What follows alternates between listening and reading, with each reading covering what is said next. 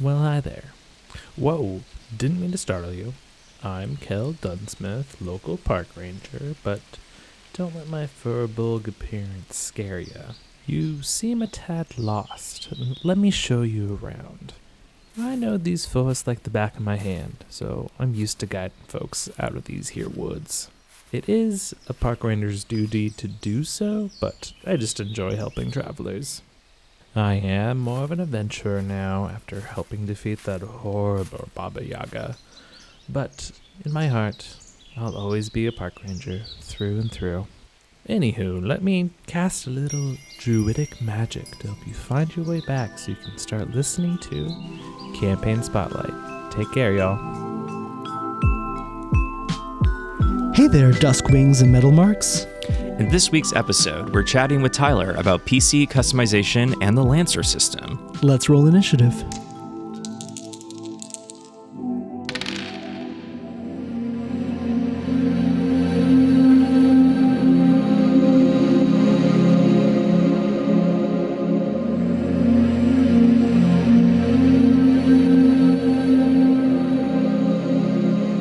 The unforgiving sun of the packed desert beats down on your weary brows. It's tough, dreary work, separating scrap from salvage. The cuffs around your ankles and wrists weigh you down as you lift and separate rusted pieces from the veritable hill of metal and iron debris. You look over your shoulder, peering down at the blue-uniformed Starhawk Brigadiers who watch you and your fellow prisoners with unmasked disdain. Their hands rest uneasily upon the rifles slung in front of them, their twitching index fingers resting on their triggers. Your wardens were not chosen for their discipline, it seemed. Then, you notice something. A brief green flash deep inside of the resting pile, faint enough that you can't help but wonder if it's just a trick of the eye? A hopeful hallucination.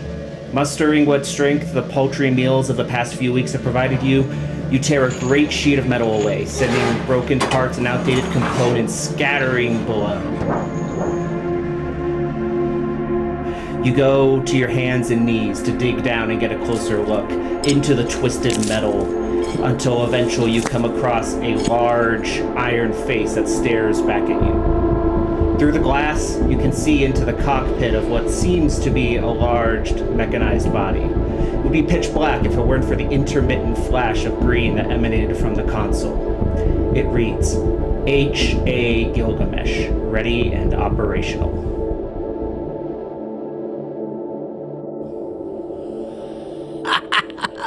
Awesome. Tyler, welcome to Campaign Spotlight. Thank you for having me. No, this is a really cool opportunity. Thank you guys for hosting. Oh, gosh, of course. Getting to hear monologues like that honestly makes it worth it. Why don't you... go for it.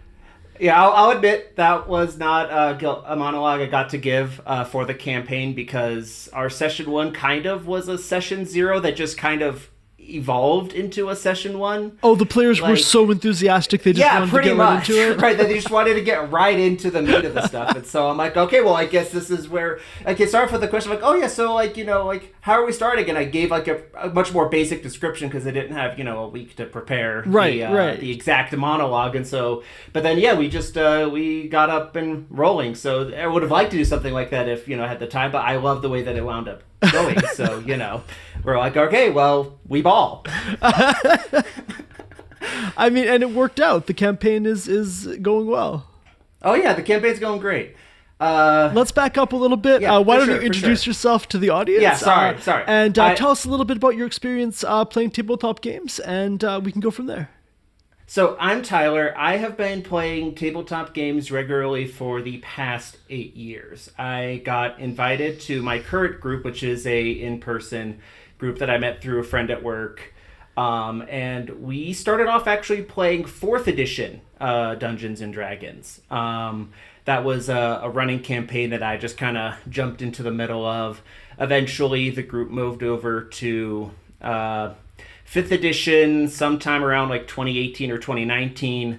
And then we were running that pretty much up until end of 2022, start of 2023, when we were like, okay, well, let's start, trying to branch out and do some other games. My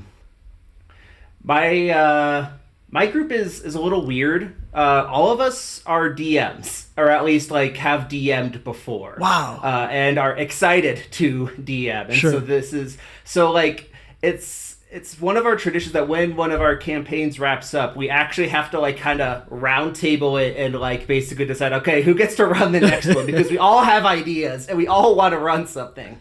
So yeah, like, you know, so for the past 8 years, been playing like it was mostly D&D for the most part, but like the last couple years we've been let's see, okay, so we're on Savage Worlds, a brief foray into Star Wars Edge of the Empire. We play Microscope. Microscope is a lot. Yeah, that was your guys' first episode, obviously. Yeah, we really enjoyed Microscope.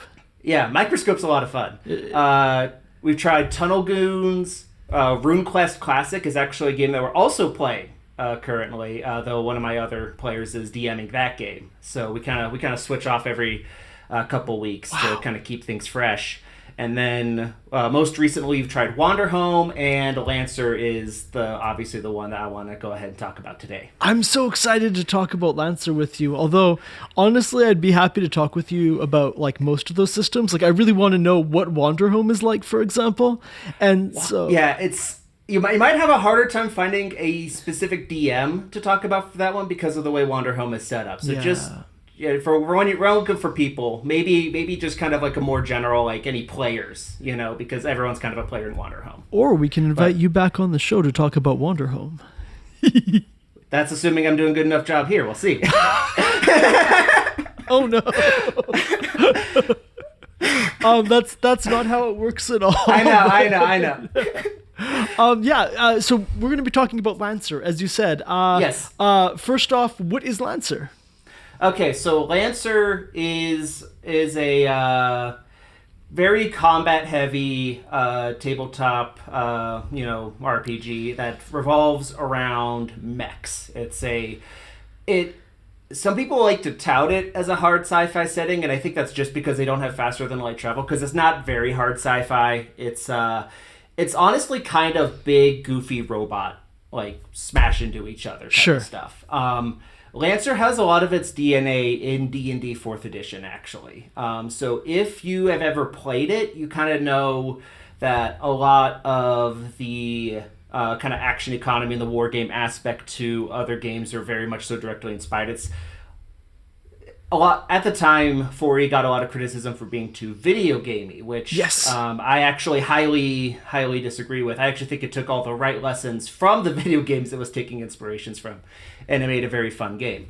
Lancer takes a lot of the DNA from 4E, specifically in how it structures its classes, which are mechs essentially, and the way that it orients its action economy, kind of like, you know, with a much clearer delineation of like, you know, this is an action that you can take once per combat. This is an action that you can take once per every whatever combats. This is an action you can take every round. This is actually take multiple times a round. It's very clear, and without very much in the way of the kind of the 5e fiddly, like, well, you know, this is a bonus action, but, you know, an extra attack for a fighter isn't actually a bonus action. So there's not as much like needing to like kind of fiddle between the different classes, right? Because you have very clear delineations of like, this is your standard thing. You're going to be doing this most of the time. This is a thing that you might get to do once in a scene, so use it sparingly. This is going to be something you can only use once for the next, until you get some chance to bed down. So like, you know, this is the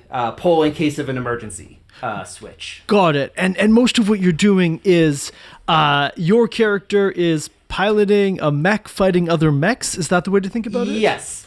So like the primary structure of a Lancer game is also kind of very, very rigid.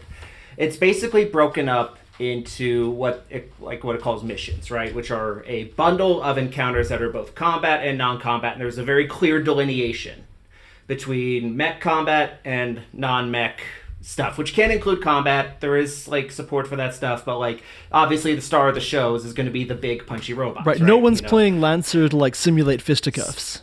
Yes, exactly. You know, you can still do fisticuffs, and my players have already done multiple instances of fisticuffs, so I didn't expect them to. But that just, I think, more speaks to the type of players that they are than necessarily the type of game that Lancer is. But yes, so Lancer is very much so big punchy robots, and so the way that it's broken up is that you have anywhere between 2 and 4 like combat encounters, and in between each of the combat encounters, you are expected to have 1 or 2 kind of scenes of non-mech stuff where you are doing other things. Where, like for example, I just finished up kind of the big mission arc for the current game I'm playing.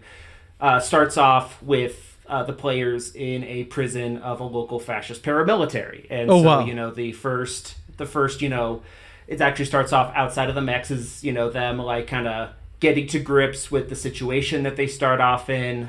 They meet the NPC that acts as kind of like the DM's nudge, right? Not really a DMPC, doesn't have anything going on, but he's like the guy that like sits there and helps kind of nudge the players when I feel like there's a little bit of momentum being lost. Right? Got it. And this scene is not part of one of like the formalized missions. This is separate from that. It actually is. Oh, so because there's other mechanical stuff that occurs outside of the mechs in Lancer that can affect things eventually inside of the mechs. Got it. The reason why it's broken up the way that it is mostly resources, right? Because actually, let's back up, right? So sure. Sorry, let's back up. So, I start off with a non-combat thing. They're accumulating stress, which is basically the non-mech version of their HP, right? It represents both physical and mental struggles that they are, undergaging in. So if they get into a fight and they take a few licks, that might be a stress, right? And so the first scene kind of involves them meeting their first ally, finding their mechs inside of the big rubble or big debris pile, and then managing to get those mechs working, and then using those in conjunction with a big breakout that occurs right before leading into the first combat scene. Very cool. And so by then they've already accumulated some stress on their PCs. Yeah, they've already accumulated some stress on their PCs. Their mechs are untouched, and so, but the mechs also retain all their damage, and not all their, but retain their damage and used up resources in between combat encounters within the same scene as well. Right. So the reason why you have these missions, right, is that, over the course of what's basically 8 encounters, if you're counting both combat and non-combat, I had players running at, nearly their maximum stress. I had characters with mechs that were, running low on their limited use resources and things that, that let them do things, but only in limited amounts. And so they were having to go ahead and not only strategize to, how do I win this specific fight? They also had to go ahead and worry about, am I going to have my superpower, am I going to need my big core power for the next fight or for the final fight? Or am I using up too much of my special ammunition now? Or should I just burn it all now because it's not going to actually be all that relevant in the next fight? So there's several levels of scarcity going on. And within any mission, the players are having to really think about, optimizing over those scarce resources that come in a lot of different buckets. Yeah, exactly. Their HP is one big one, because basically the way that it works is like, you can take so much HP and then you lose one of your one of your lives, right? Like they have structure, which is basically like every player has 4 lives, you have 20 HP. When you go down to 0, you lose 1 life, and then you roll on a dice to see what also happens when you lose your first life. Sometimes you get stunned in place and you can't move for the next round. And then when you lose your second life, you're rolling 2 dice and you're taking the worst of the 2. And so it's this kind of it's a tension naturally is built up over the course of a mission. As resources start to dwindle, the dice are less likely to be in their favor as the time goes on if they haven't gone ahead and used everything correctly. Got it. Right. I can't help. So this sounds fascinating. This sounds tense. This sounds like an interesting way to simulate combat. It also sounds like, I'm going to be honest, a lot of bookkeeping.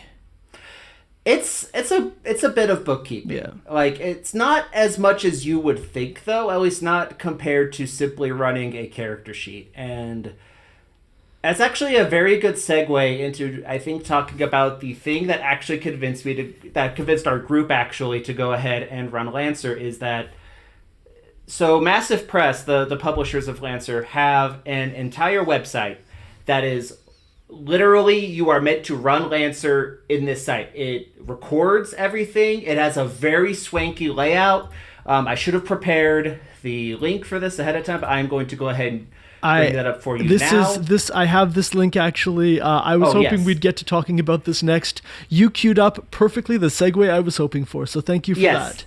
So, I'm going to put it in here anyways. It's called CompCon, and link to it in the show notes, it is for sure. Really cool website. Yes. So it is completely free, and everything that Massive Press publishes, they make all of the player side stuff free too. That is every single splat book that they've come out with, every single adventure, everything that has to do with new like mechs or abilities or even full-on mechanics that have player-oriented stuff. You can get just the player version for completely free just on itch.io. Very cool. And then you load it up into CompCon, and then on CompCon, you have if you like go into like the pilot roster, like you can make your character right in there. It has a bunch of cool tools, including a random name generator if you wanted to, if you really had no idea of what you were going to call your guy. But then in between those combats, or even in the middle of those combats, you are actively recording, okay, I made this shot, did it hit? And then it tells you, like, okay, well, you can even roll for you, like, how much damage did you do? Right. And then it even records all of that statistical information for the end of the combat when you hit complete encounter. And then it gives you, like, the statistics of your mech. How far did you move? And this is very cool. And I'll link to this in the show notes so that people can play around with it themselves. I will say that, and this is, something I really want to talk about this interview. One thing that is hard to miss when opening this up is just how much character customization and how much there is to keep track of about your, your equipment and your mech there is in this game. There is a lot going on in terms of the, customization, but also just in terms of the number of slots that you're tracking. Right, and that's actually going to be a little bit different depending on what mech or what class you're going, right? Right. So basically the classes in Lancer are different mechs, and like with any other TTRPG, they are going to be of varying levels of complexity, right? Right. So like there are some mechs that you have a lot of systems that you can put in, and they can all do all sorts of weird fiddly things.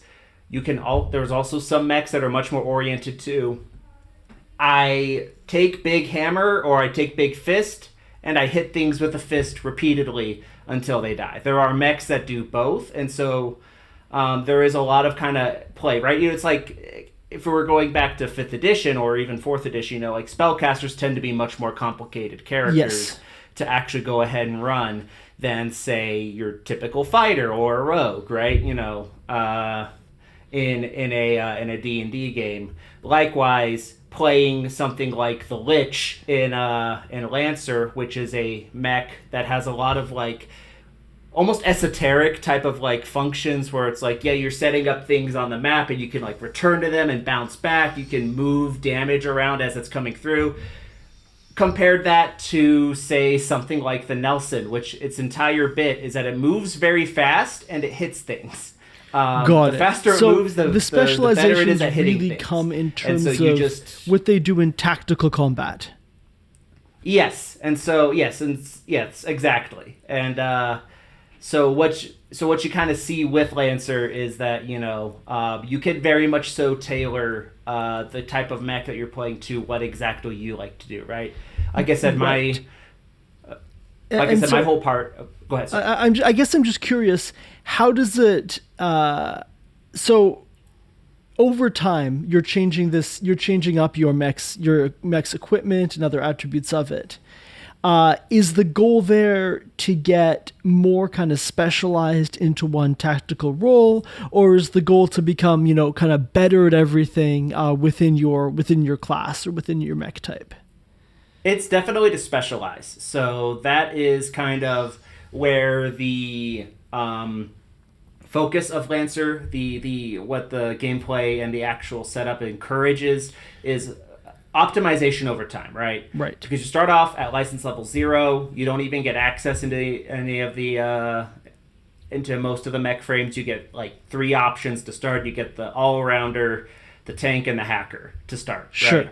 And you'll only get access to basic gear, but then each license level you are adding on and you are looking for stuff that you're like, okay, well, this seems like it would go ahead and help me do the thing that I want to do. So I'm going to go and take this license level. I'm going to take that license level, and I'm just going to take the bits and pieces from every single mech with things that I like in it.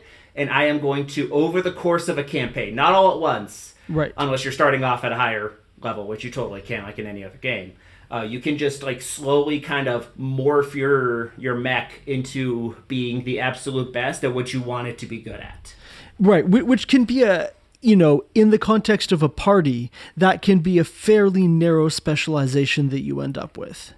It can be very narrow. It could also be pretty general. My current group has some pretty good examples of that, because right now, one of the funny bits is that one of the big things going on right now is that everyone's kind of mechs are like their builds are all kind of coming online. And in the last combat we did, they specifically built up an entire strategy around basically forcing the bad guys to get as close to the big, beefy, AoE damage dealing tank character as good. He actually deals more damage when he doesn't move because of the stuff that he's gotten. So basically everyone was just funneling it towards what they were calling the garbage disposal. And they just put as many forks into the garbage disposal as possible. Got it. And using all of their other abilities to go ahead and slow everything down that wasn't actively going towards the garbage disposal, and, kind of like having to like manipulate the battlefield in such a way so that as to maximize the effectiveness of the mechs that they do have and the mechs that they intentionally built to be able to do stuff like this, right?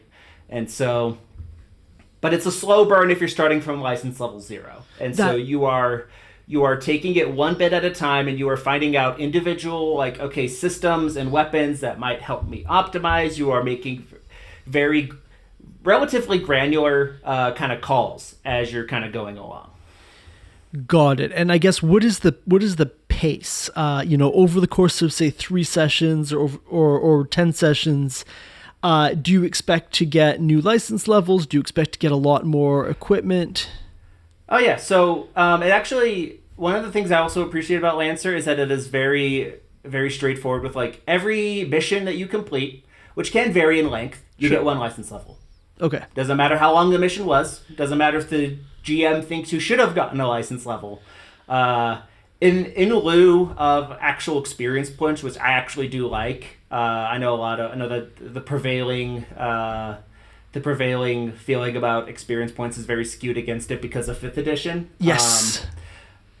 I generally like experience points because I like the players to be able to kind of have a lot of agency over how their character develops and how quickly their character develops, right? So it is still going to be at the end of every mission, but not every mission is going to be built exactly the same, right? Like because this was the intro mission, this was a longer one. We started at a slightly higher license level because we'd already done some kind of testing around and doing other smaller games in order to kind of get a feel for the game. You basically every single mission you are getting 1 license level, so you are guaranteed like, okay, I am going, whenever this one's done, I'm going to add on more to my mech. So got it. And the power crawl between levels it does get fairly dramatic eventually. It does get fairly dramatic. There's 12 license levels. I think on the PilotNet Discord, I think I was seeing that like most like games tend to cap out somewhere around 6 or 8, which I think makes sense because 12 missions would be a lot of time, and I'm like my own story probably won't take all the way to license level 12. There's also a sense, I think, with a lot of games that playing at the top level supported by the game design almost stops being fun at some point and becomes a little bit more of a slog. Yeah, so we have not played that high yet with Right. Lancer, so I can't speak to that necessarily. However, knowing the type of game Lancer is and knowing the way that it's set up, it's actually very interesting. There's kind of this like broad community consensus, right? That generally speaking, your like full build is meant to be like rock solid by like license level 6 or so, right? Just to get everything that you absolutely need for your build and then a couple of extra things. But then if you can go all the way up to 12, you can like super optimize, right? You can like go into like the gum and the workings of your mech, which is, the exact flavor of, a mech game, and like put in every single little piece of dream equipment that you could possibly in your mech. And at that point, you're pretty much running superheroes. But, it's a lot of work to get to that point. It's a ton of work to get to that point. You're running superheroes, and in particular, you're running, at that point, a character that is optimized for a quite specific role and a quite specific type of kind of tactical encounter. Yeah, and I would say my one big quibble with Lancer, and the one thing I would really like for them to change if we ever get like if they ever like do like a full second edition, is that talents are technically talents are another thing, right? They're kind of like feats in 5e, except you're always getting them, right? But they're tied to the pilot and not to the mechs, but they affect things that the mech does. So it definitely that's why I say that it very much so encourages you to build very specific builds, because you can only get so many talents, and those talents are going to be a huge part of what your mech is able to do, because something that you are able to do. Right. You technically don't just have the one mech, but the game also doesn't have my biggest I would say gripe with the game is that you can't really like just have like an array of mechs, right? Yes. That's like, like this is like my long distance combat mech. This is my melee mech. Because your character's talents are only going to be suited for one of them, unless you are really spreading out your points across and kind of not winding up as good at anything. Right, which I think for a game that really focuses on simulating tactical strategy, I think that makes sense, right? Like, I think that if we wanted something broader and more strategic, you could imagine a different game where you have many different loadouts that you can choose from for any given combat encounter, and there's a whole bunch of talk over the table beforehand. But Lancer doesn't want to tell that kind of story. It really wants to tell. And last season we spoke with Erica about various kind of mech and Gundam type games and like embracing the tropes of it, right? And I think that this game is also not shy about embracing the tropes of the genre. Oh no, not at all. So it's very funny. The mechs are all like there's like kind of four. They call them they're like it's all lore stuff. I'm not going to get into it, but there's like 4 categories of the mechs, right? You have IPSN, you have Smith Shimano Corporation, Horus, and Harrison Armory. Each one has a very distinct aesthetic and things that they are like a specific kind of stat that they're like associated with, right? Sure.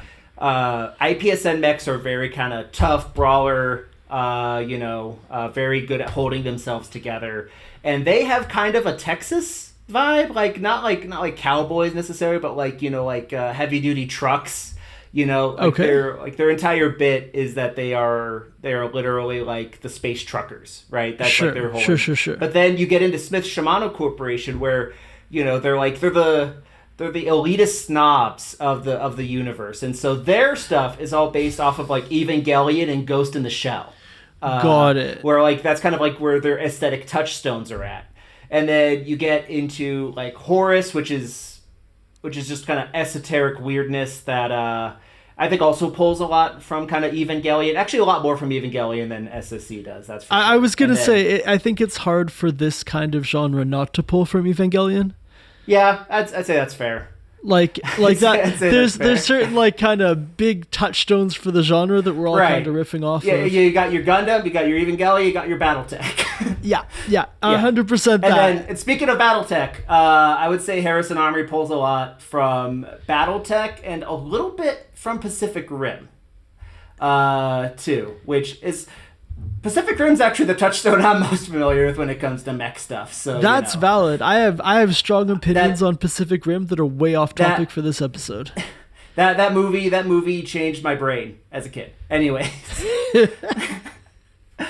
No, this is really helpful to understand, right? And given that so you end up kind of locking in with one mech with one kind of specific build that draws on kind of one, let's say, archetype of big fighting robot. Does the composition of the team you end up with then, like your party, does that end up influencing which types of missions are going to be fun or interesting? Because it seems like when there is this much specificity and there is this much scope for character creation, the flip side of that is there will be some encounters like the one you described where everyone's getting the forks into the garbage disposal, where it's like, wow, we are optimized for this kind of fight and it is satisfying to see all the pieces work together. But there's going to be other types of fights where what we have doesn't work as well, right? And so as the person running the game, how do you balance that? So one of the nice things that Lancer does is that basically before you start off any encounter, you are, you have a briefing, right? Where you're basically explaining, here's what the enemies are, here's your objective. And objectives are a big part of Lancer. They have a number of sit reps, which are basically just like, what is your objective? How do you succeed in the mission, right? You're not just killing everything that's on the field. That is a type of sit rep if you want to go ahead and do that. But of course. That's not the only one, right? And then as a DM, you have to decide what the stakes are if they fail. And failure does not stop the mission. It might make later encounters in the mission harder, or you might fail on kind of wider party objectives. But you are not dead. You have to keep going. You have to keep fighting. It might just be a bit harder because you weren't able to go ahead and get the payload across to the other side because everyone in the party has a speed of 3. And so it actually makes it a lot of fun as a DM to know especially when you start to figure, okay, I know what my players do, right? I know what the bid is with each of my characters' mechs. You know which ones are going to be able to cheese, and you can kind of lead into it a little bit too. I'm not the type of DM that relishes in my players critically fumbling or having a particularly hard time, right? I'm a fairly lenient GM. Sure. All things considered. And so there have been missions where I'm like, okay, so there's this one, we were running with this one mech at one point. One of the players running with this one mech at one point. The entire bit is that it could pinball off of larger terrain than it, and without spending any additional movement. So you already see where I'm going with this. You're extremely cartoonish. Yes. Extremely cartoonish. It's very cool. And so I set up the map, right? I set up what's an extraction mission where there's no enemies on the field to start. They all start flooding in starting on turn 2. And so this player spends the entire pre-combat time letting everyone else go ahead of him first so he can basically math out the how he can clear across as much of the map as humanly possible in a single round to go ahead and get to the item. And I knew this was going to happen. Of course. I was so excited to see this. And so when he got to bust out, okay, I am activating my pinball system. And he's just going boop, boop, boop, boop, boop, boop, boop, boop, boop, boop. And then he's doing the math. He's reading off the math to me with each instance of it. And I think he wound up maybe half of his movement speed away from the objective by the end of round 1. Getting to it's supposed to be a huge part of that. And everyone pops off because that's it's super cool. That is super cool, and I love any time that you can make your players actually do the math in the real world rather than roll to see if they would be able to do the math at the same time. And I love that story. I think that seems like such a fun moment at the table. It also seems like you are asking a lot of your players with a system like this, where they're optimized for a specific thing, and they really gotta figure out the theory of that specific thing and how it interacts with everyone else's specific thing. I guess I'm curious as to what that burden feels like and what kind of tables it would make sense to play this kind of game at. So it's, like I said, I have a very my table is made up of all GMs. Sure. They're a bunch of math and engineering nerds. I am the one that's not at the table, and so Lancer definitely appeals to a very specific type of player. I will not dispute that at all. It appeals to the type of player that really likes to kind of get into like the nitty gritty of something, yes. right? It really like if you know that guy that gets like super into fantasy football or is like super into I've never met like an anyone Elden into Ring fantasy build. football. Okay, right. yeah, that I know. Like optimizing an Elden Ring build, that I right? know. The type of guy who plays like a video game that just looks like a spreadsheet to you. It's like this is the TTRPG for that type of a person. I mean, you can get away without necessarily needing to be that locked in to it, right? Like you don't like because like my players are very incredibly high functioning, but like even still, like you can still have a lot of fun because like. I've been a player in Lancer a few times because I said sure. my whole party's made up of DMs. People have wanted to run Lancer too, and so they've done like small missions, and I've taken into kind of the player role. And like, I don't have the same type of brain that a lot of my players do, where I will just like lock in to something and just like figure out everything. But you can still go ahead and figure out okay. So I'm playing a sniper guy. I'm just going to look through some of these systems. What seems to help sniper type stuff? What seems to help you hit harder? What seems to help you take more damage? Right. Right. It's so like if you aren't, especially if you're not doing a long form campaign, if you are just doing a couple of missions, a 1-shot, 2-shot, to kind of get the feel for it, you don't need to be you don't need to see the numbers, like the numbers don't need to flash by your like the Brazilian soap opera lady where she's exactly. We're thinking of the same picture. Yeah. My players do that, but that's just because that's who they are, because they're all incredibly intelligent people. Well, I mean, like this really seems like a system that is optimized for that kind of player who really is going to get a kick out of that. Figuring out those combinations that work in this specific like encounter. Right. And it's also for people that like to test stuff out too, right? Because like it's one thing to go ahead and like kind of do the math and figure it out, but I have had my players go ahead and basically, take what they think is going to be like a really like nasty build, but then when they actually go ahead and bring it into the play, and they go ahead and say, okay, no, I didn't expect, these systems to interact in this specific way, or I expected this to be a little bit better. Or sometimes just the dice luck just doesn't work out in their favor. And like, okay, maybe I'll try something that's a little more reliable, right? Less optimized, but also like has like a higher floor for doing what it's good at, right? You actually beat me to the next thing I wanted to ask you about, which was dice rolls. Because everyone has these abilities, everything is like min-maxed and theory crafted, but the game still has a lot of randomness in it. Oh yes, a ton of randomness. In some ways, there's more randomness than in 5th edition, at least because so you are still rolling for all of your attacks. The bad guys are still rolling for reactions to your attacks. The bad guys actually only roll to attack, which I think is cool. They have like flat damage, which kind of helps the DM balance the encounter. God, that simplifies things so much.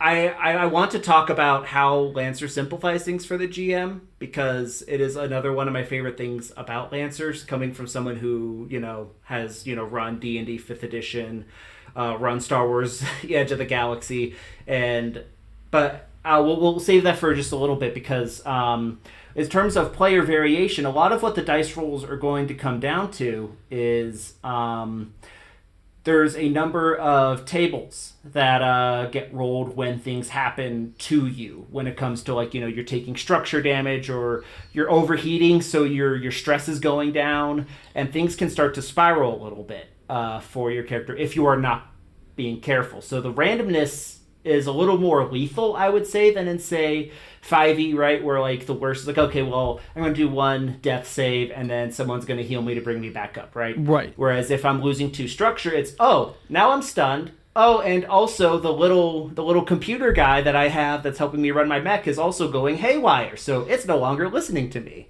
And this, so these are, I think, one reason that systems like 5th edition, maybe hesitate a little bit on making things lethal for the PCs, is that if you can't take actions on your turn, and you're spending 3 hours in combat, it's a long slog to just sit there and wait for someone to unstun you and to give you back your action economy. Yeah, which it is nice on that front because other actions, like, you have what's basically, you can spend a repair to go ahead and clear conditions from your friends, and there is no role involved with that.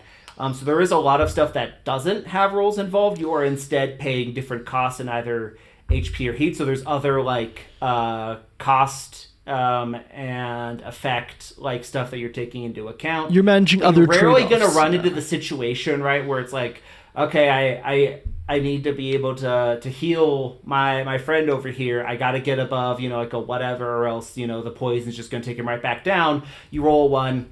Oh, I spent my entire turn trying to get him back up, and it failed, right? If your buddy over there is stunned or on fire, you just walk up. I'm going to stabilize, and I'm going to designate all of my benefits to be the guy next to me. Gets your friend back in the fight. So I'd say it balances it out by having a lot of the baseline stuff be very consistent, right? A lot of the you just do it. Yes. And then it's when things are getting tense and crazy, that's when the randomness comes in, and all of a sudden it's like, doing a cascade or a structure roll or a stress roll is all of a sudden it's like a cinematic moment, or you got the close up on the character's mech and on their face, sweat's pouring down their brow, like, okay, what's gonna happen? You took a huge hit, or yeah. And no, this makes a lot of sense, and I think that I don't always want to be talking about 5th edition, but conditions like stunned are the most kind of frustrating part, because if you're just stuck with no recourse, no one else can spend action economy to stop it. It's just like, well, guess I'll check my phone. Right. And another way that Lancer does avoid that is that they have a large number of conditions that can affect your mech. None of them actually just stop your mech in place entirely. At least not in a full capacity. I guess technically there is paralyzed, but you can still do everything with your tech stuff while you're paralyzed, but you just can't move. So you have to find other ways to contribute to the fight. While maybe if you're slowed, right, you just can't take your bonus, you can't use your action to boost, and you can't gain speed in any way, right? If you're slow, that's what you can't do. A lot of the conditions do have to do more with taking and receiving damage. You can lose all of your armor that reduces incoming damage, or you can just start taking double damage if you're exposed. Got it. And so there's a lot of effects that don't restrain your characters, and the ones that do are not a full restraint, the way the stun is in 5e. That makes a lot. I mean, again, this goes back to a system that fundamentally has a lot of bookkeeping. Grateful for the tools that exist, but combat is definitely record-keeping heavy. Yes, and I will say, starting off the game, we actually had a pretty rocky start to playing Lancer, and I think it was a lot of it was because obviously it was a lot of bookkeeping, and it was a lot of, I would say, adjustment from 5th edition, which at that point we had just run 2 long-running campaigns out of 5th edition. We were very used to it. And so when we were initially kind of going through everything, it was a little bit of a slog because we were still trying to figure out everything. I, as a GM, was still trying to figure out everything. But it's actually pretty intuitive as you begin to learn it. But you do have to go ahead and give it that space to be like, okay, this combat, you're going to have to make a ruling and move on if you guys don't know exactly how a mechanic works right off the bat. Right. You're going to have to say, okay, we agree that slowed means, you can only move, with your regular movement. We'll have to look up the specifics of the rule later, but for now, for the interest of not being here until 12 a.m. When we all have jobs, I've been there. One of us is kids. There. Yeah. We're just going to go ahead and say this is how it works and move on. And then afterwards, we can hop in Discord and be like, oh, hey, what's the rule say? Oh, okay, that's how we're supposed to do it. That makes sense. And so this is such. Sorry, go for it. I feel like that's with every system, though. Well, not every system, but a lot of the ones that are definitely on the crunchier side, you're going to run into that a lot. Like, absolutely, that's just the nature of the beast. And handling it that way, I was going to say handling it by parking it for later is like a revolutionary approach. My players and I do not have that self-control. We will spend 45 minutes arguing about like, what do rules as written say? There's a Reddit thread about this with one of the game developers. So I am in awe of your ability. I think from here, if it makes sense to you, I'd love to talk more about how these micro moments fit into like the macro of the campaign, and sure. like how you tell a story out of this because I'm really interested in like, okay, this is a tactical combat simulator. It does a really good job of that. It does a ton of customization for that. Let's talk a little bit about the story, and then start talking about inspirations and anything you'd like to plug. Does that sound good? Sounds good to me.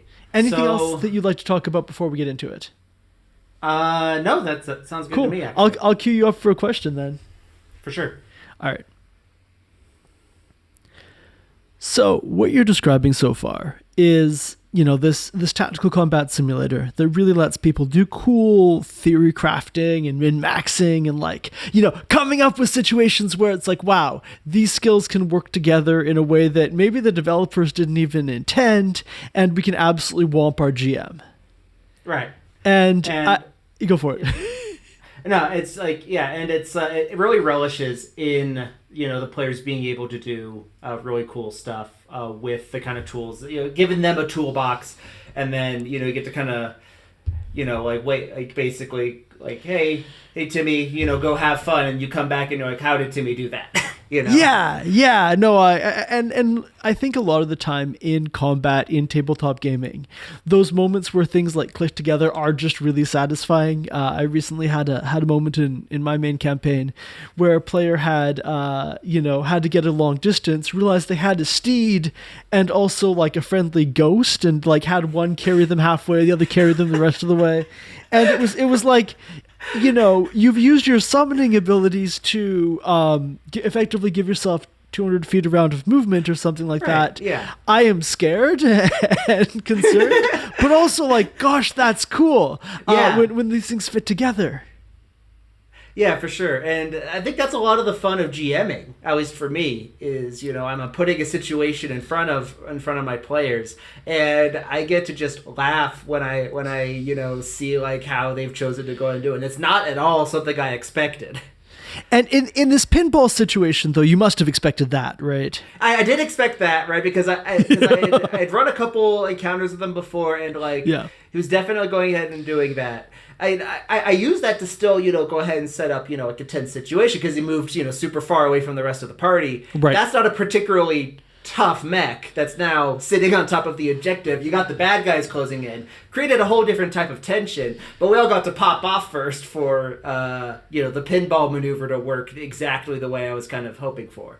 But I didn't expect forks at the disposal where people were just getting shuffled one by one and just getting walloped by this guy who just like standing there and just playing whack-a-mole. Not moving, just dealing damage. Just having a blast doing it too. That's incredible. I mean, I'm glad your players really fit well for this kind of game, it sounds like. Definitely, yes. It was actually one of the players who introduced it at the time. He was considering running it, but he had just run our big long-running campaign, and I'm like, this poor guy needs a break, and I also really want to run this after just having looked through ComCon, and I'm like, hey, actually, you want to be a player for once?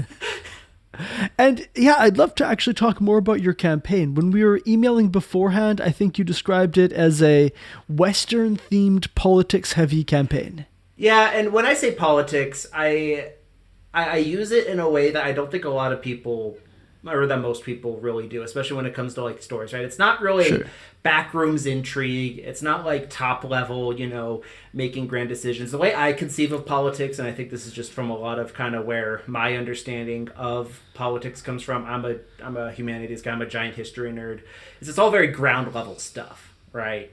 And so a lot of my own understanding is that, like when I say politics, I do mean like, you have a lot of people that are acting with specific intention and with specific kind of ambitions that reflect kind of a political ethos, right? And so a lot of the bad guys that they're facing off against specifically in the campaign, at least currently, are different flavors of like fascists and paramilitaries that are kind of running amok in the city that they are currently in, and are seizing controls of individual parts. The Western stuff is primarily aesthetic. It's like like I got mentioned in the intro, they're in the middle of a desert on this planet, and basically you have this big upheaval that's happening that's caused central control of kind of the city and of the planet itself to kind of break down. And so what gets left is the people that happen to have been stockpiling a lot of these mechs and weaponry in town, and a lot of those just happen to, at least in this particular town, just so happen to be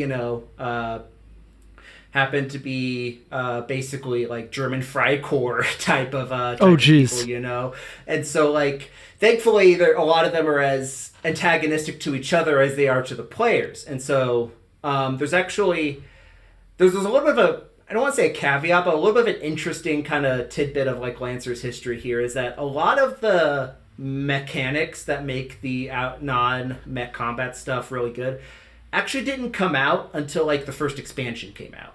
So they had very rudimentary rules set in place for non-mech combat that basically revolved around, you have some skill triggers, which are basically just skills, but you get to decide what they are instead of choosing from a list, right, in D&D. You get to basically name what they are. They're a little more evocative, a little more interesting, and you explicitly do get to kind of be like, can I use this for, like justify it? Whereas in D&D, the at least rules as written expectation is the DM calls for a roll. Whereas in Lancer, it's much more of a, like I'm trying to do this thing, would apply fist to faces, which is one of the default ones that you can choose. Apply in this situation. Or would that be more of a, and so, however, when they came out with the Karakin Trade Baronies like expansion, one of the free things that they offered up was basically an expansion on that rule set. What they added were these things called bonds and flaws. Or not, bonds and stress, and then burdens. Right. So your bond is kind of like your out of mech class, and the naming for them is definitely once again kind of rooted in the lore of the Karakin Trade Baronies expansion, but they're basically different character archetypes, right? Like the aggressive loner is called the wolf, whereas the stalwart leader is the titan. And so, or the tricksy manipulator is the harlequin, right? And so, you have you choose one of these bonds when you hit license level 1. It basically is just meant to be your broad character archetype. You get to choose a thing that you get to do, and you get to choose ideals that your character follows, or attempts to do during the course of the game. If they basically do these things, adhere to these principles, they get experience, which gives them more things they can do outside of combat through bond powers. Got it. And so there is an entire secondary system where your character is also leveling up through this bond system. And so what winds up happening is while you're outside of the mech, you are doing two things primarily. You are trying to go ahead and one of the big things with it is that you take kind of much more broader downtime actions than the much more granular type of shopping trip stuff that happens in like 5th edition, right? Where like you have like a number of ones like called like get a damn drink. It's like you're gonna reduce your stress levels, and you're gonna roll on a table and something might happen to you while you're out going and getting a drink. Or you're gonna go peruse for information. And sometimes it's something that the character specifically wants, like, information about, right? Like, the first downtime after that first combat, the players had kind of escaped from the prison. They were laying low for a bit.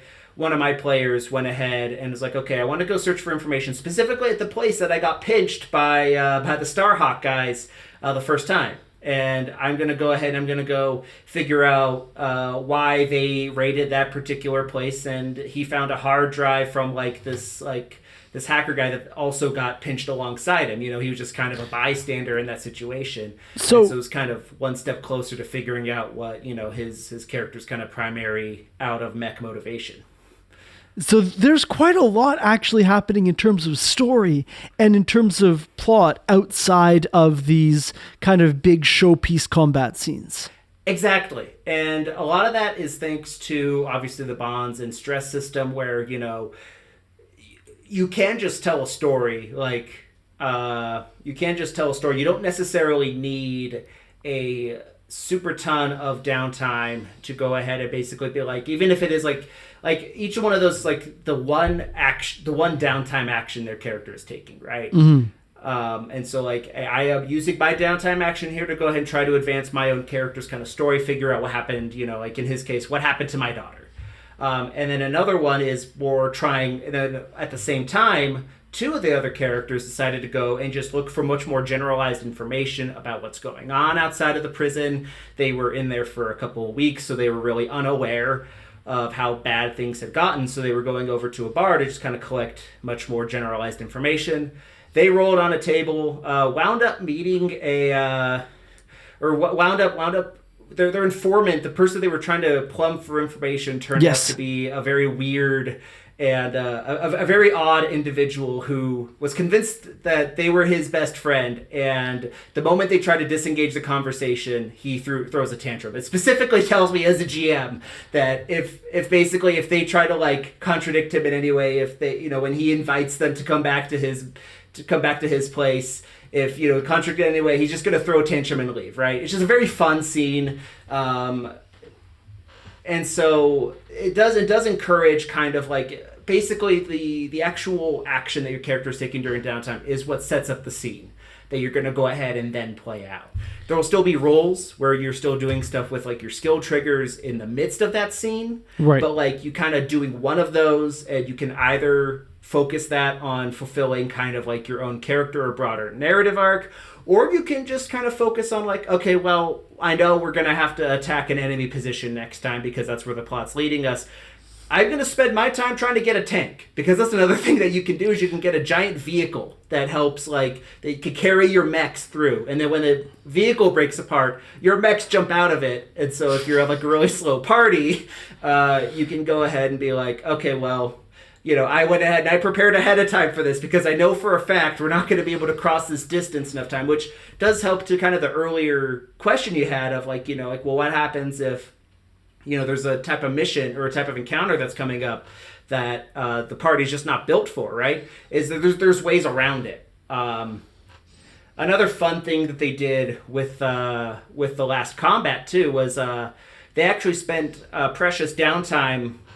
Basically, they were having to defend a point. They were basically trying to take over a place where they could functionally repair their mechs that they just pulled out of the junkyard. And so they found this factory location that was controlled by one of the paramilitaries in town. And so they managed to infiltrate their way. They managed to disguise their mechs and sneak it into kind of the core of the place. They had to fortify it, and then they had to hold it until basically the bad guys were okay, we're not willing to go ahead and sacrifice people, for this anymore. We're going to go ahead and bail. And so they spent their downtime doing things creating barricades and setting up mines around so that when, when, there was a cluster of enemies that would move over, they'd be oh, by the way, we set up a mine there. And then that's where, you would get the explosion to happen. And so a lot of downtime is kind of divided between that and I have my own character's plot, or I have the much more broader narrative plot that I am trying to go ahead and advance. And so the players can actually have, part of this downtime is spent working together, both over the table strategizing and also diegetically strategizing, I guess. Yes. It sounds like there's going to be moments where characters just kind of go off on their own and do their own thing. Yeah. But thankfully, that's another way that, the the structure of it does help. Is that like, in D&D 5e, it's you never split the party, right? That's everyone's always constantly together, but like everyone has their one downtime action that they can take, right? And so it actually incentivizes you to like, okay, well, how are we going to go ahead and maximize our time? How are we going to maximize this time that we can go ahead and find parts that we need to build a MacGuffin that we need to go ahead and have built, or we need to find out information about the bad guy's plan, or and so you got three things going on, and everyone has one downtime action. If everyone just invests in the single downtime action, sure, you're going to be really good at doing that one thing. And if it is that important, right, like, oh, the bad guy, we need to figure out what the bad guy's plans are, and we don't really like all the other objectives are ephemeral, we can do those later. Right. We think we can do those later, then yeah, maybe everyone goes and does the same infiltration mission. But if you have like three things that are all of relatively equal importance, you're going to want to split the party a little bit. And thankfully, outside of like mech combat, you're not really intended to be built in such a way so that like you're not intended to like specialize super hard so that like you can't do a thing if you're not specialized, as like the thug or the brute, right? There's less specializing for social encounters. Yes, exactly. Less socializing for those encounters. And the consequences are stress, as I mentioned before, which is kind of the player version of HP, except you don't die when you max out your stress. But what you do get is a burden. Unlike the real world where you I feel like I will die someday of stress. Anyway, continue. Yeah.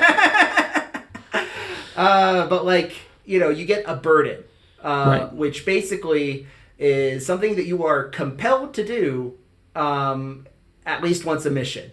So you can spend one of your downtimes doing this basically, and this burden can be something like alcoholism. So like, okay, well, you've developed a drinking problem. You have to spend one of your downtime actions sometime during this mission just getting yourself blind drunk and dealing with the consequences, right? And just like real life, yeah. It's just like real life, yeah. Just like me. Oh, no. Nah.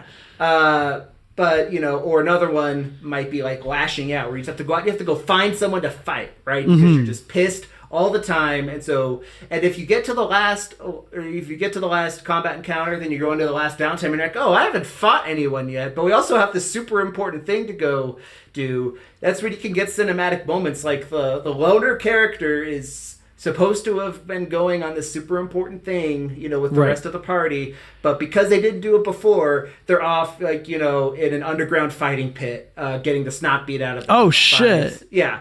And so, like, you have, it's a system that is very cinematic. The social stuff is not nearly as granular, and that works to its effect, to Lancer's advantage, because it doesn't need to be as granular, because that's not the star of the show, but it's still really cool to see. But it's not the story that you're trying to tell. Moments. Exactly. Yeah. And I appreciate it when a system knows that. Like, I appreciate when a system is optimized for, like, hey, we're telling a story about big robots riding tanks, shooting guns, and bouncing off of walls. Exactly. And then, it's exactly it. I really appreciate it when a game knows exactly what it's about and doesn't try to do too much, right? Yeah. That's a big problem I think I actually find with a lot of kind of your modern dungeon crawly fantasy games, is because like a lot of them advertise themselves not as that, right? 5th edition, even Pathfinder, both, especially 2E.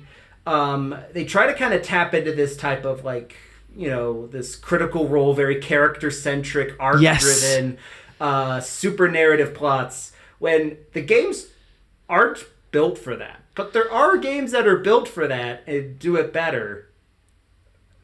But you're choosing to instead try to jam this square peg into this round hole. And Lancer avoids that by basically, just making sure that, like, the rules for the social stuff, for the character arcs, are strong enough that they can go ahead and stand on their own a little bit, and that they can go ahead and you can have fun playing with it. But it's also not nearly as granular. There's not like as much focus put onto it. It came out in an expansion mostly. Than the real meat, the real star of the show. And one of the things I've actually learned over the course of playing Lancer with this group is that we actually really focused in on the war game aspect at first. We had our session 0. If you're going to play this, you might as well play the war game. Right. And so we had our session 0, and one of the big concerns that, people are having is like, I specifically asked, hey, what do we think about like kind of the in-mech, out-of-mech balance? Specifically at the start of the session 0, a while back, actually, we were very first running Lancer, and people were like, we want to be in the mech as much as possible, right? Because that's where pretty much all the mechanics are focused. And so for this first attempt at a Lancer game, before the one I'm actually running now, I had very, very sparse kind of character stuff. I had relatively sparse, like, plot stuff.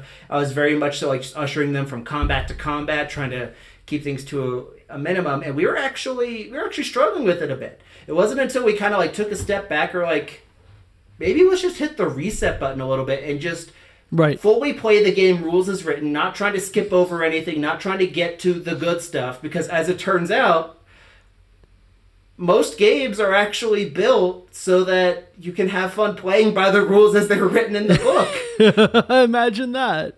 Imagine that.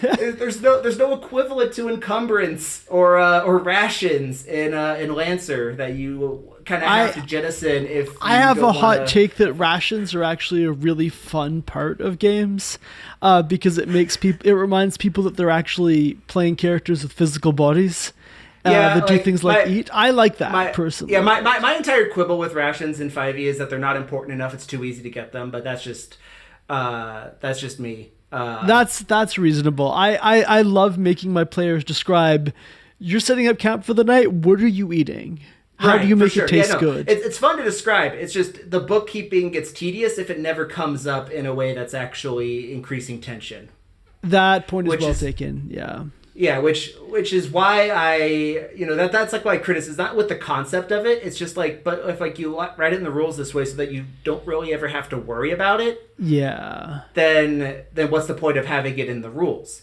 And because Lancer is effectively just kind of a slid down, reformatted into mechs and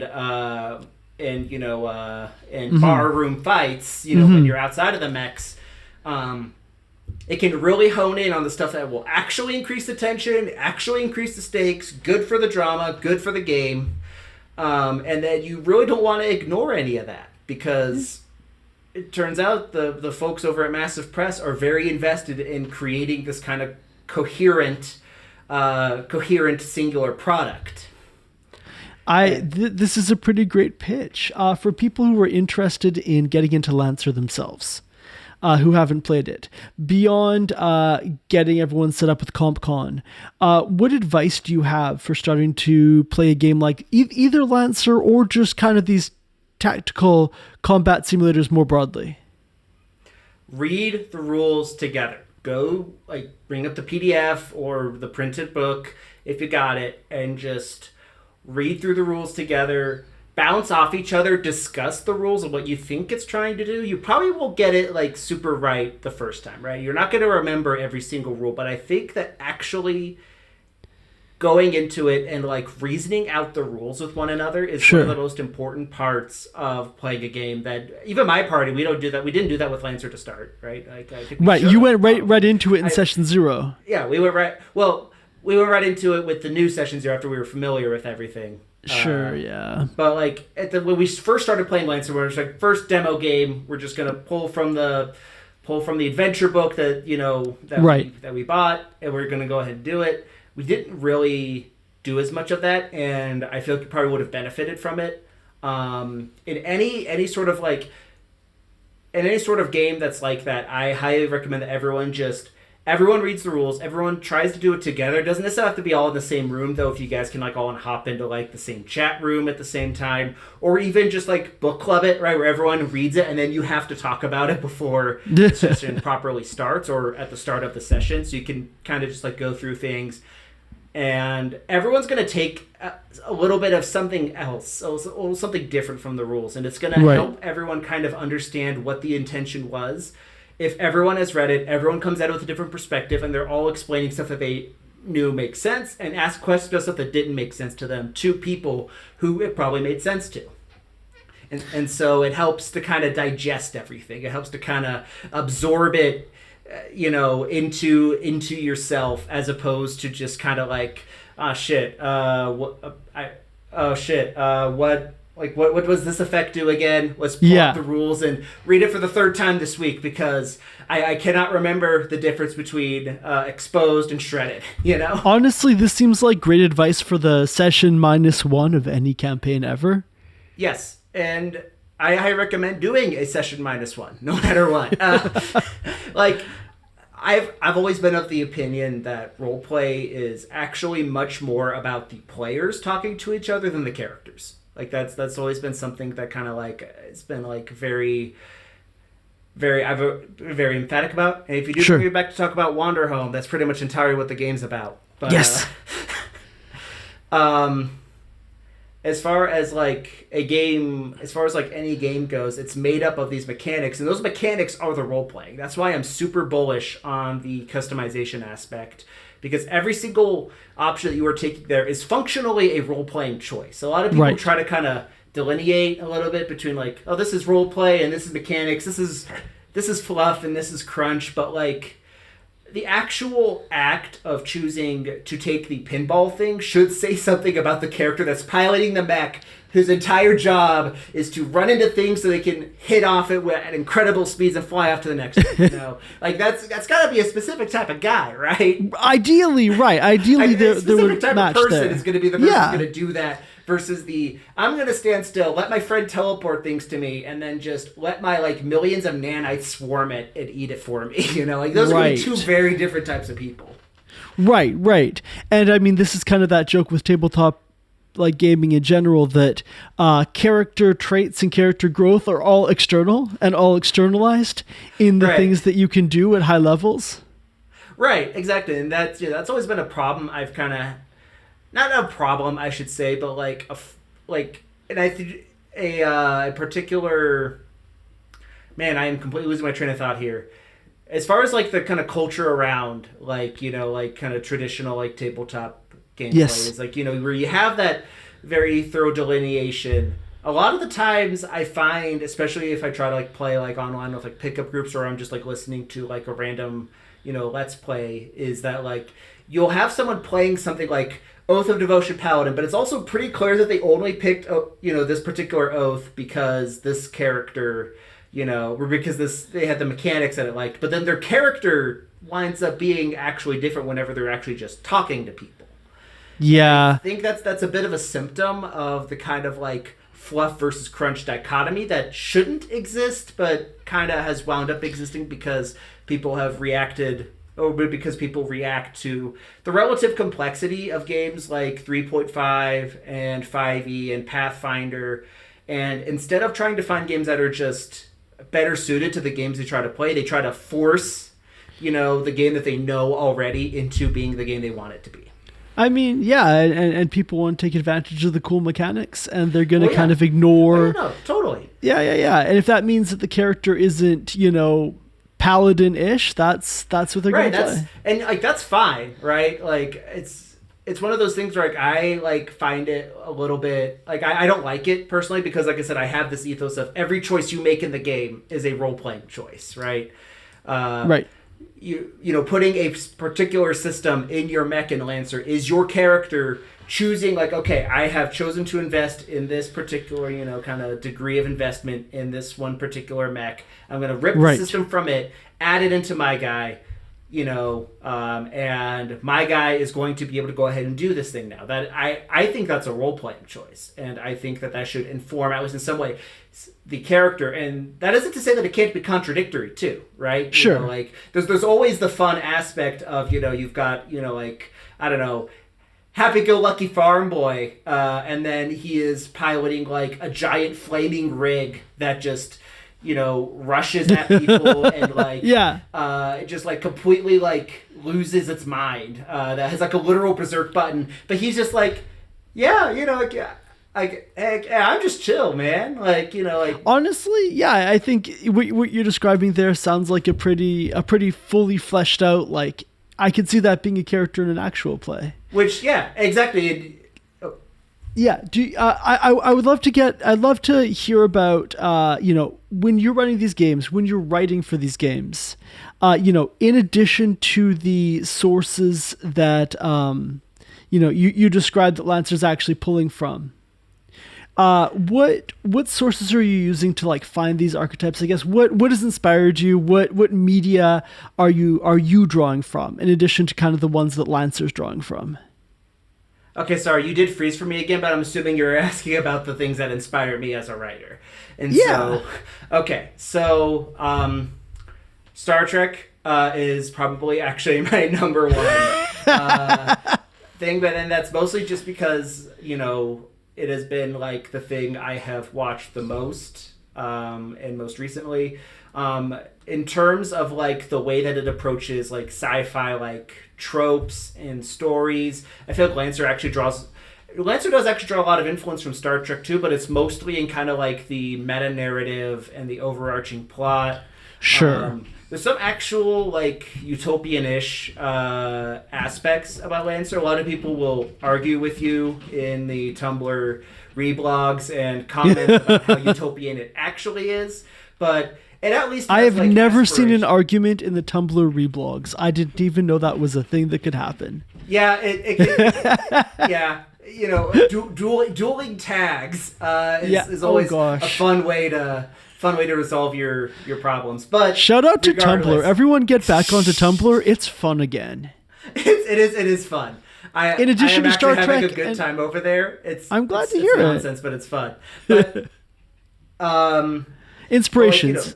Yeah. Yeah, and so So Star Trek, huge inspiration for me in terms of like the way that the world building is approached and a way that a lot of the like sci-fi, like the higher concept sci-fi stuff kind of works out, is very, I try to kind of pull a lot from that. Star Wars aesthetically, I do like a used future setting, so kind of blended Star Wars with a Western, which it's already halfway to a Western. Honestly, anyways,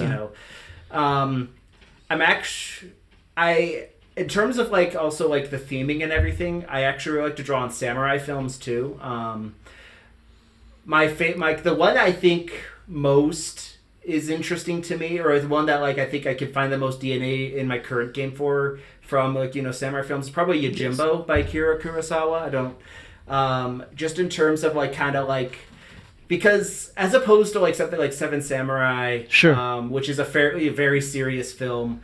Yojimbo is very kind of goofy. A lot of the bad guys in Yojimbo, both factions of them, are kind of these like cartoon characters in their own right, and it's an incredibly fun movie for that. And so and it doesn't really paint the bad guys as like this overarching oppressive threat, but also like they're still threatening, but they're also kind of like pitiable in a way, right? And I think that's a very, very fun thing to kind of draw on with the bad guys that I write, where it's like, yeah, these guys could probably mess you up, but also like they're kind of just a little pathetic. Like sure. They're like you can kind of see through it, and it's it's a little sad. Like not in the way that you actually have any empathy for them, but you're just kind of weirded out by them. Do you have anything else? I guess so. We have Kurosawa films. We have Tumblr. What else should we plug? Is there anything other than Go Play Lancer? Anything else that you'd like to plug to the audience? I don't have any active like online projects or anything, so I'm gonna plug. Go on itch.io, look up RPGs, and find something for free and download that. There we go. We will link to itch.io. A link to itch.io. Yeah, we've linked to specific pages before. Why not link to the whole website? Just go to itch.io and find something that looks cool. Even if it winds up sucking, most of the stuff on there is pay what you want anyways. I genuinely love this as a plug. Tyler, thank you. We're both laughing over here. Tyler, thank you so much for coming on Campaign Spotlight. Of course. And thank you guys again for having me. This was a ton of fun. I hope I was coherent. I mean, look, it's a podcast. None of us are coherent, but it's been interesting to hear regardless. Thank you, and have a great night. Thank you. You guys too.